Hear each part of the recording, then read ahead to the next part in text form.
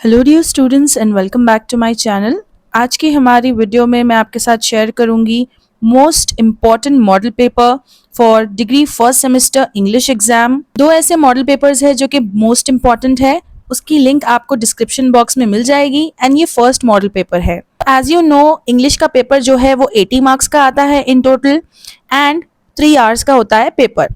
इस पेपर में 2 पार्ट्स होते हैं। एक होता है पार्ट ए 20 मार्क्स का, जहां पर हर बिट 4 मार्क्स का होता है, एंड दूसरा होता है part B which is for 60 marks, यानी कि हर क्वेश्चन आपको 15 मार्क्स का मिलेगा, एनी 4 आपको आंसर करने होंगे।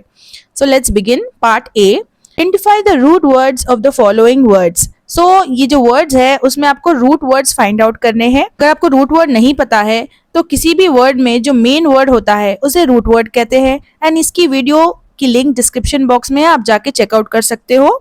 So let's see first one, airport. Airport में मेन वर्ड होता है पोर्ट, बिकॉज एयर वर्ड जो है एक प्रीफिक्स है। देन फोटोन, फोटोन में मेन वर्ड है fought, PHOT।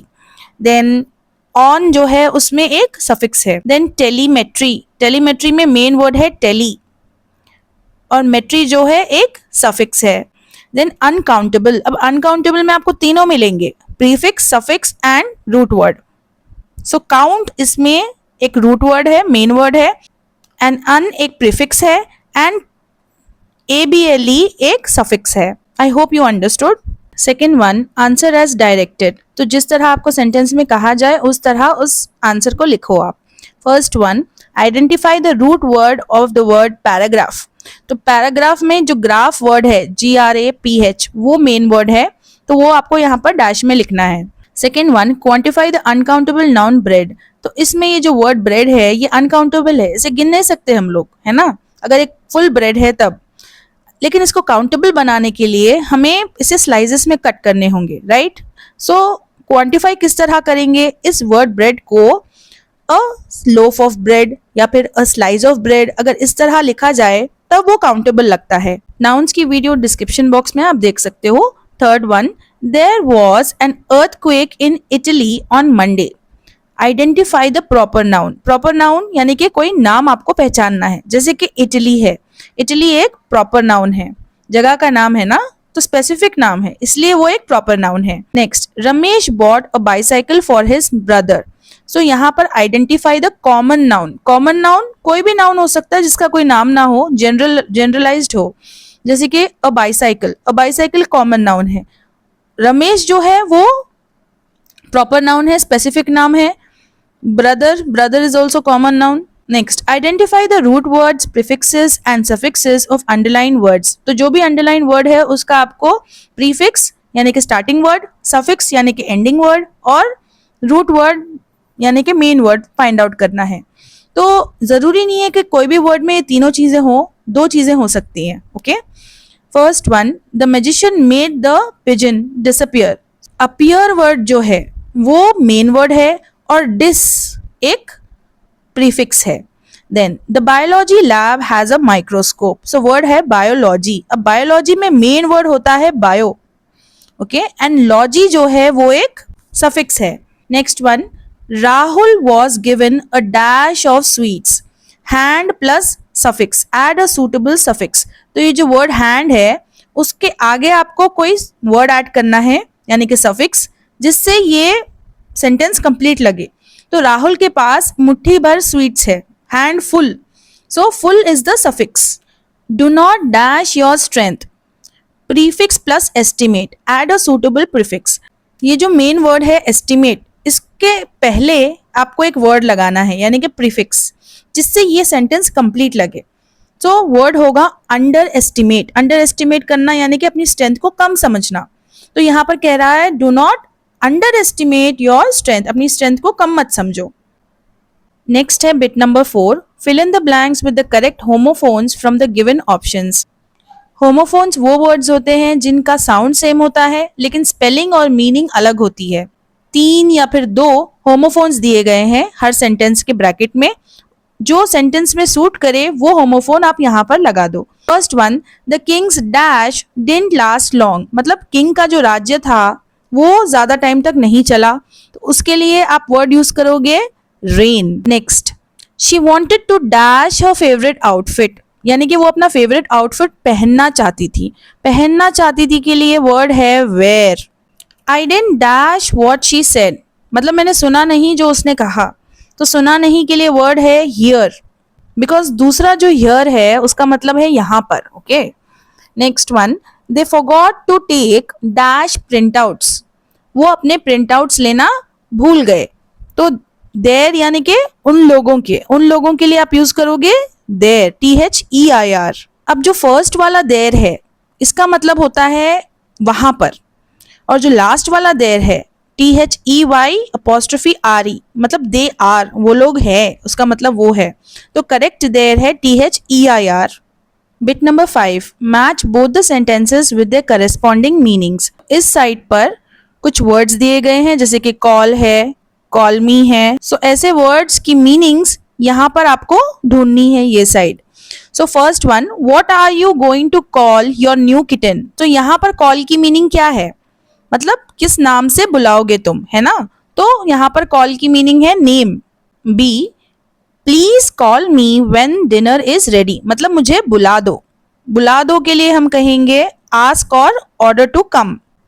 C, pick up the object, मतलब यहाँ पर ऑब्जेक्ट का मतलब है मटेरियल, कोई भी मटेरियल की चीज। So answer is C. Then I did not object her demand, तो ये वर्ड की प्रोनाउंसिएशन अलग है। ऑब्जेक्ट यानी कि मैंने अप्रूव नहीं किया। So 1। Sixth one, fill in the blanks with the right form of given adjectives. तो यहाँ पर कुछ एडजेक्टिव्स दिए गए हैं ब्रैकेट्स में, एंड जो भी सेंटेंस है उसके अकॉर्डिंगली आपको इन एडजेक्टिव्स को एडजस्ट करना है एंड ग्रामेटिकली करेक्ट वे लिखना है।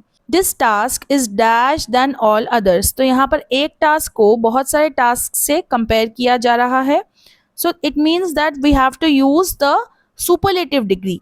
लेकिन यहाँ पर ग्रामेटिकली अगर देखा जाए तो ये टास्क ज्यादा जरूरी है, ये कहने को हम कहेंगे मोर अर्जेंट। सो मोर एक कंपैरेटिव फॉर्म है, लेकिन ग्रामेटिकली यहाँ पर सही है, इसीलिए आंसर होगा this task is more urgent than others. Second one, Savita is the dash of all my friends. तो यहाँ पर सविता जो है वो सबसे ज्यादा उसमें बचपना है, वो चाइल्डिश है। तो सविता को एक लड़की को बहुत सारे फ्रेंड्स के साथ कंपेयर किया जा रहा है। सो चाइल्डिश से पहले हमें लगाना होगा most, the most childish. He is dash than his neighbours.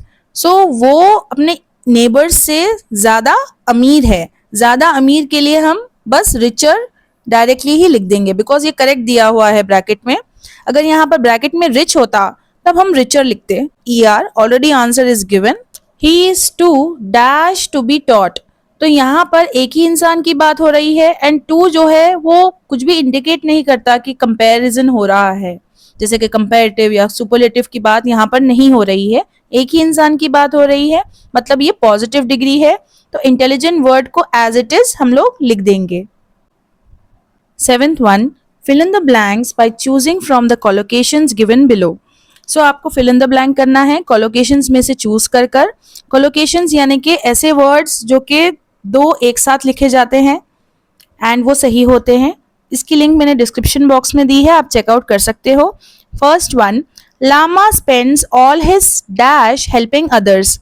अब सारा टाइम तो वो नहीं देगा ना दूसरों की मदद करने में, जो भी उसके पास फ्री टाइम होगा यानी कि स्पेयर टाइम होगा वो हेल्प करेगा दूसरों की।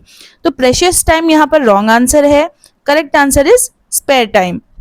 ही gave me a dash about missing the deadline.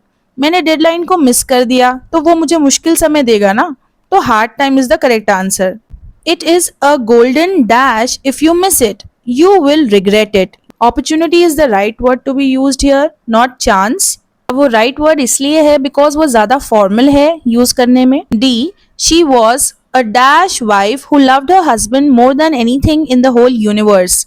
तो वो कैसी वाइफ थी, डिवोटेड या फिर सिंसियर। सिंसियर यूज होता है जब आप अपना काम वक्त पे करते हो, डिवोटेड यानी कि जब आप एक इंसान के लिए ही सब कुछ करते हो। सो devoted is the right word. एथ वन, आंसर एज डायरेक्टेड, यानी कि जो आपको ब्रैकेट में इंस्ट्रक्शन दिया जाए उसको फॉलो करके फिल इन द ब्लैंक करना है। First one, our library has 3 copies of dash Bible. अब बाइबल एक स्पेसिफिक बुक है एंड ब्रैकेट में लिखा हुआ है fill in the blanks with suitable articles. The Bible because Bible एक स्पेसिफिक बुक है। Rehan was dash honest man, fill in the blank with suitable article. अब यहाँ पर ऑनेस्ट मैन में एच लेटर जो है वो एक कॉन्सोनेंट साउंड है, इसी वजह से an honest man. Do you know where I left car keys, insert article wherever necessary. तो यहाँ पर कार कीज जो है वो स्पेसिफिक हो गया बिकॉज स्पीकर एंड लिसनर दोनों को मालूम है कि किस नाउन की बात हो रही है, तो the car keys. Sun is at highest point in the sky at noon. इस सेंटेंस में जहां पर भी जरूरी है वहां पर आर्टिकल लगाना है। अब सन एक स्पेसिफिक सेलेस्टियल बॉडी है तो इसी वजह से द सन, एंड हाईएस्ट एक सुपरलेटिव डिग्री है एंड उससे पहले हमेशा द लगता है। Highest point in the sky, speaker and listener दोनों को पता है किस स्काई की बात हो रही है। Coming to part B which is for 60 marks and आपको एनी 4 आंसर करने हैं इसमें से क्वेश्चंस। ईच क्वेश्चन आपको 15 मार्क्स का होगा। First one, describe the scene of the bazaar in your own words. ये in the bazaars of Hyderabad poem से लिया गया है which is in unit 1। How does the poem balance the physical world with the philosophical. ये भी bazaars of Hyderabad से ही लिया गया है। What are the instances in the story where it is evident that both the narrator and the girl are blind? How do they try to mislead each other? Do they succeed? So ये the eyes are not here prose lesson से लिया गया है from unit 1. How does the girl respond to the narrator's question? Describe what happens when the girl gets off the train.